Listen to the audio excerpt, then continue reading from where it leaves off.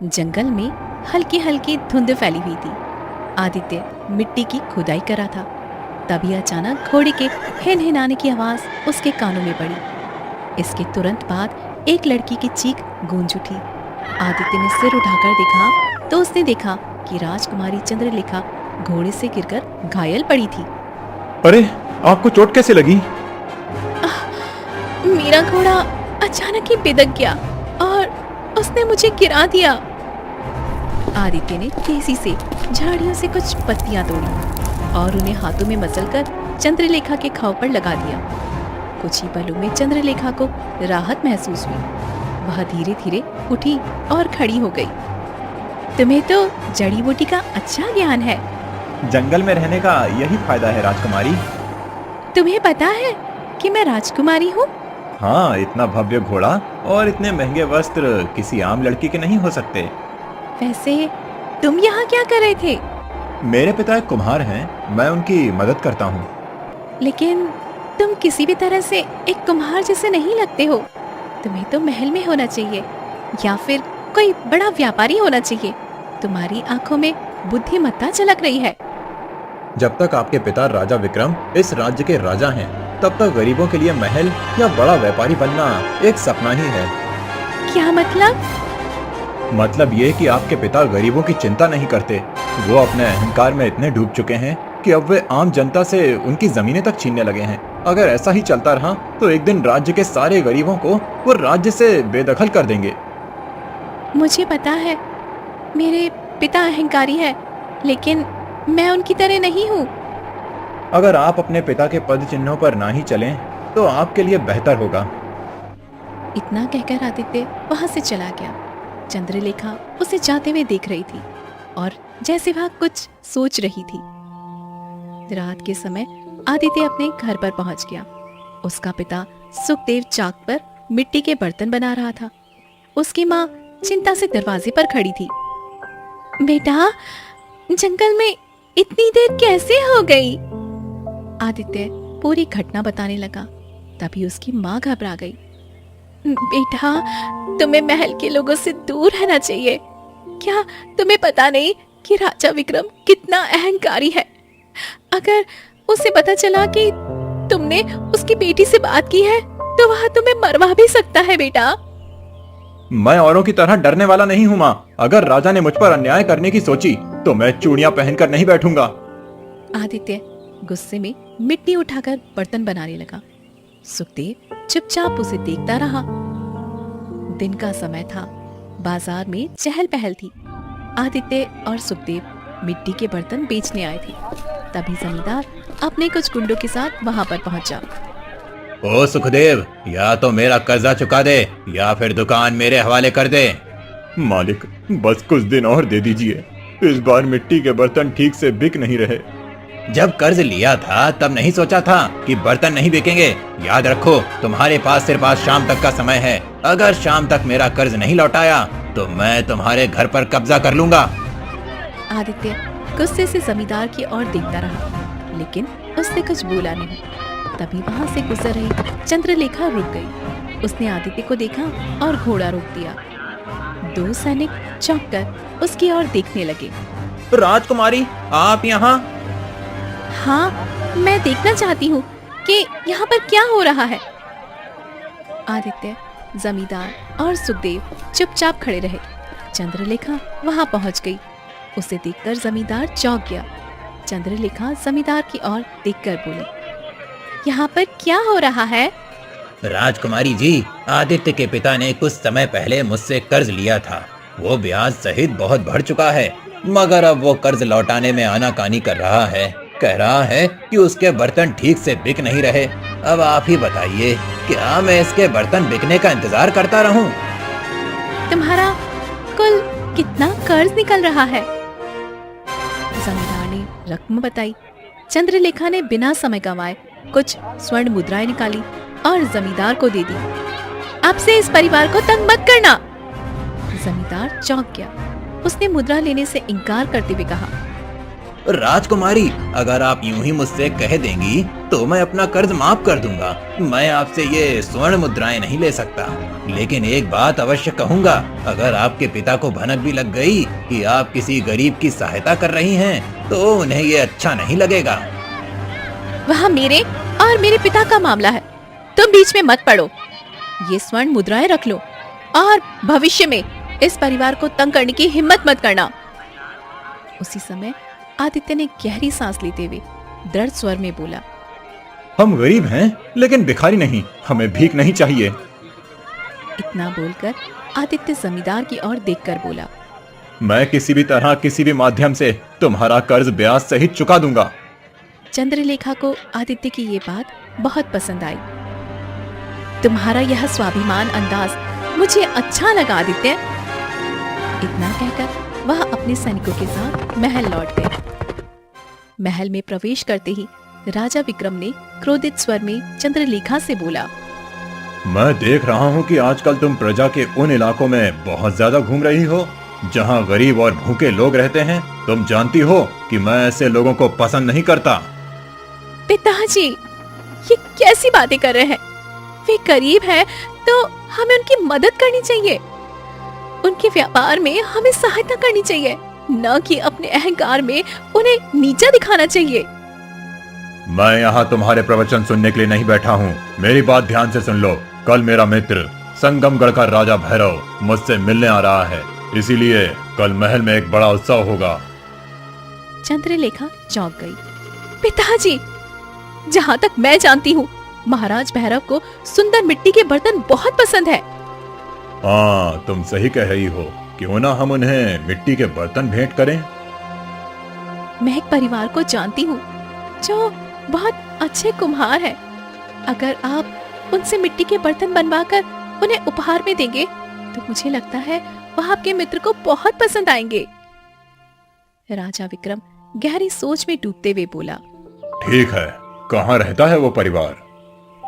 चंद्रलेखा ने उसी सैनिक को बुला लिया जो कुछ देर पहले उसके साथ था। आदित्य के पास जाओ और उसे बता दो कि कल महल में उत्सव होगा।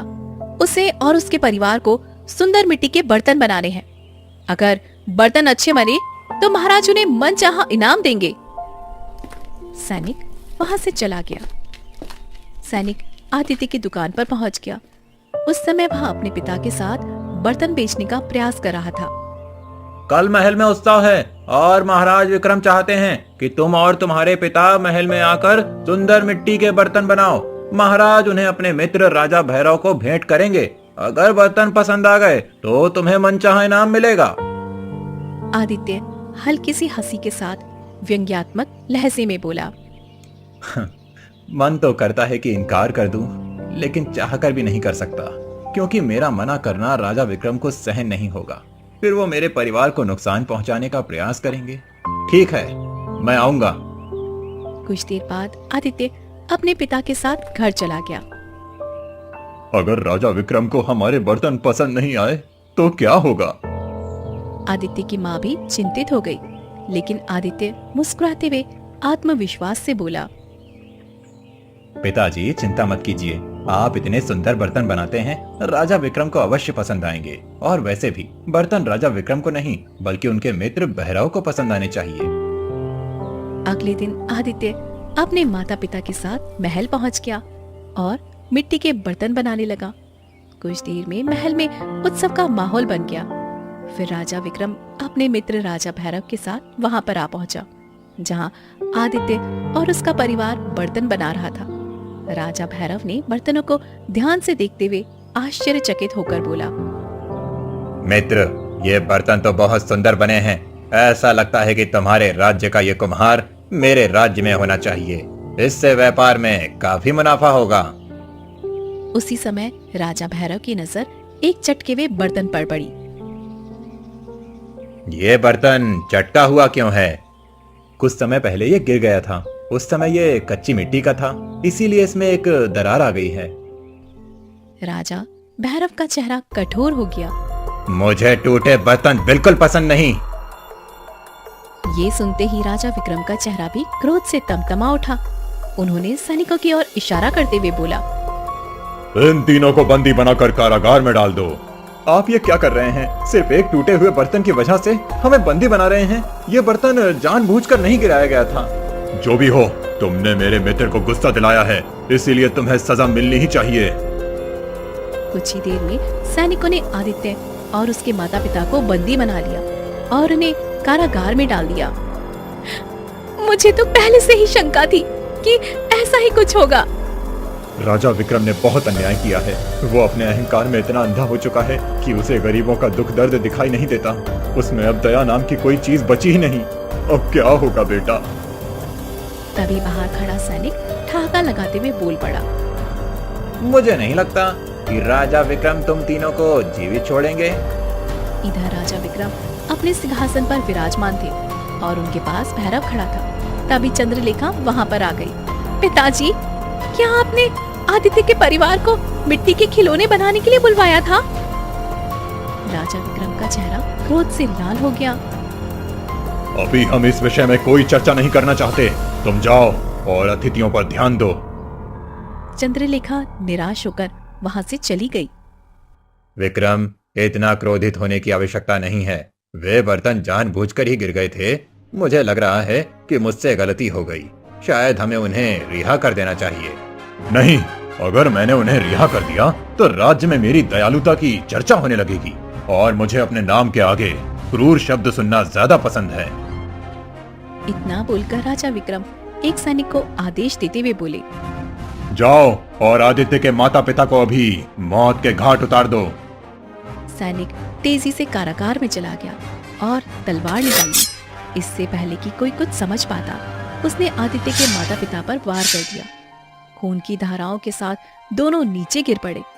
आदित्य की आंखें भय और क्रोध से फटी रह गई। नहीं, ये तुमने क्या किया? महाराज विक्रम का आदेश था। आदित्य की मुट्ठियां गुस्से से भीज गईं। उसने तेजी से सैनिक के मुंह पर जोरदार मुक्का मार दिया और बाहर निकलकर महल से भाग गया। सैनिक घबराया हुआ दरबार में आ पहुंचा। महाराज, आदित्य कारागार से भाग गया। एक मामूली कुम्हार हमारे कारागार से फरार हो गया और तुम सब कुछ नहीं कर सके। भैरव भी चिंतित हो उठा। तभी चंद्रलेखा तेज कदमों से अंदर आ पहुंची। उसकी आंखों में रौश था। यह आपने क्या किया पिताजी? आप अपने अहंकार में इतने अंधे हो गए हैं कि आपने निर्दोष आदित्य के माता पिता की हत्या करवा दी, वह भी सिर्फ इसलिए क्योंकि महाराज भैरव एक मामूली बर्तन गिरने पर क्रोधित हो गए थे। बस बकवास बंद करो। कितनी बार कहा है कि राजकाज के मामले में दखल मत दिया करो। पिताजी, अहंकार की भी एक सीमा होती है। याद रखना, जब किसी निर्दयी राजा का अहंकार टूटता है तो उसे इतनी बेइज्जती सहनी पड़ती है। उसका एहसास आपको बहुत जल्द हो जाएगा पिताजी। चंद्रलेखा तेजी से दरबार छोड़कर चली गई और इधर आदित्य जंगल की ओर भागता चला गया। वह एक विशाल वृक्ष के नीचे बैठ गया और अपनी माँ और पिताजी की याद में रो पड़ा। कुछ देर बाद उसकी आंखों में बदले की आग जल उठी। राजा विक्रम, मैं तुझे जिंदा नहीं छोड़ूंगा, चाहे मुझे जो भी करना पड़े। आदित्य तेजी से लोहार की दुकान की ओर बढ़ा और एक तेज धार वाली तलवार खरीद ली और वह महल की ओर बढ़ चला। राजा विक्रम बगीचे में टहल रहे थे। तभी आदित्य ने अचानक छलांग लगाई और पूरी ताकत से तलवार चलाकर राजा पर वार कर दिया। लेकिन उसकी आंखें आश्चर्य से फटी रह गईं। तलवार राजा विक्रम के शरीर से टकराई मगर उन्हें कुछ हुआ नहीं। राजा विक्रम ठहाका मारकर हंस पड़ा।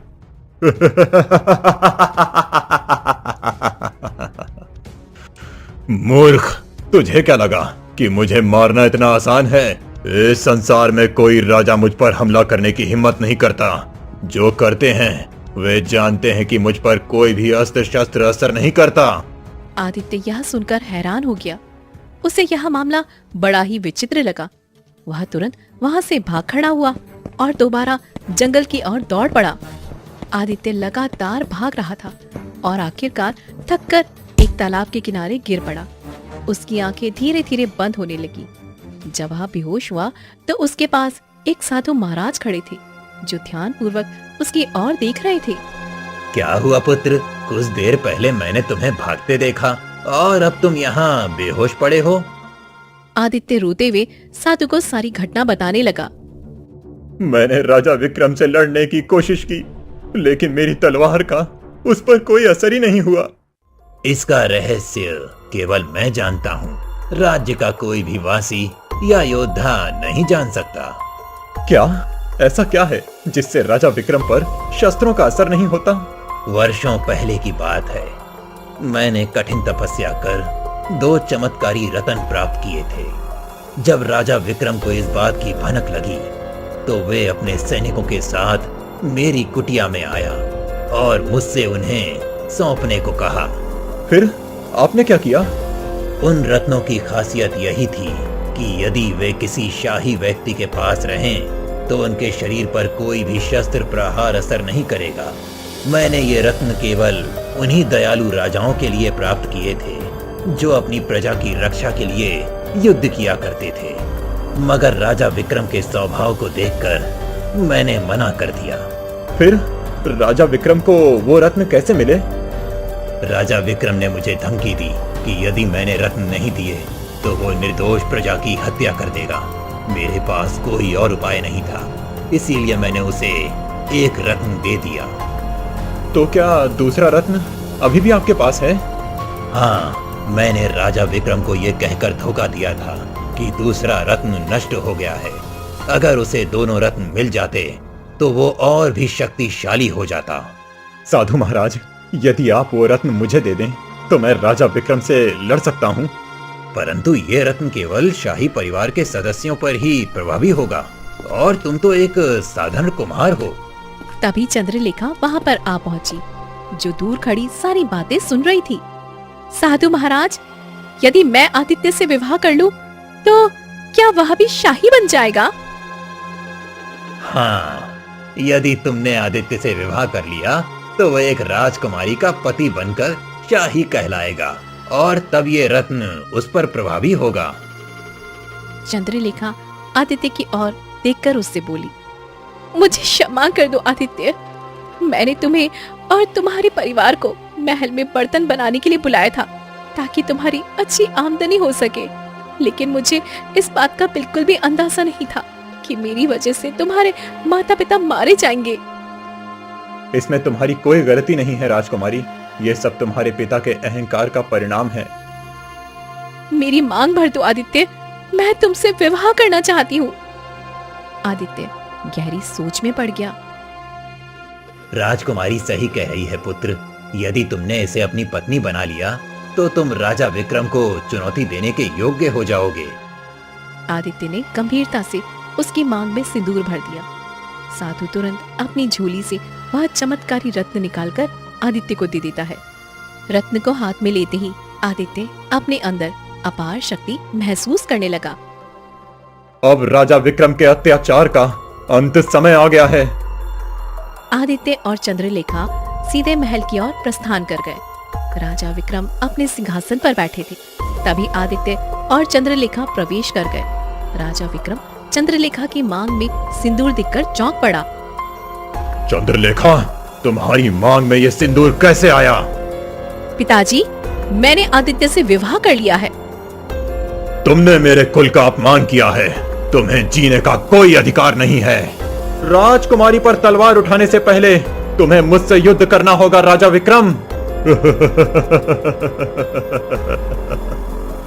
लगता है आज पूरे कुम्हार वंश का अंत मेरे हाथों में लिखा है। कुछ ही देर में युद्ध शुरू हो गया। राजा विक्रम ने आदित्य पर वार कर दिया, लेकिन आदित्य ने कुशलता से वार रोक दिया और पलटकर वार कर दिया। राजा विक्रम की तलवार टूट गई और वह घायल होकर घुटनों के बल गिर गया। ये कैसे संभव है? तभी साधु रंग बिरंगी रोशनी में प्रकट हो गए। तुम फिर से? राजा विक्रम, यही तुम्हारे अहंकार का अंत है। तुम्हारी पुत्री एक कुम्हार की पत्नी बनी और उसी कुम्हार ने तुम्हें परास्त किया। राजा विक्रम ने दम तोड़ दिया। उनके शरीर से वह रत्न बाहर आकर साधु के हाथों में प्रकट हो गया। साधु आदित्य की ओर देखकर बोला, अब तुम ही केशव नगर के राजा हो आदित्य। मुझे विश्वास है कि तुम राजा विक्रम की तरह अहंकारी नहीं बनोगे। केशव नगर का नया राजा आदित्य बन गया और एक अहंकारी राजा का अंत हो गया।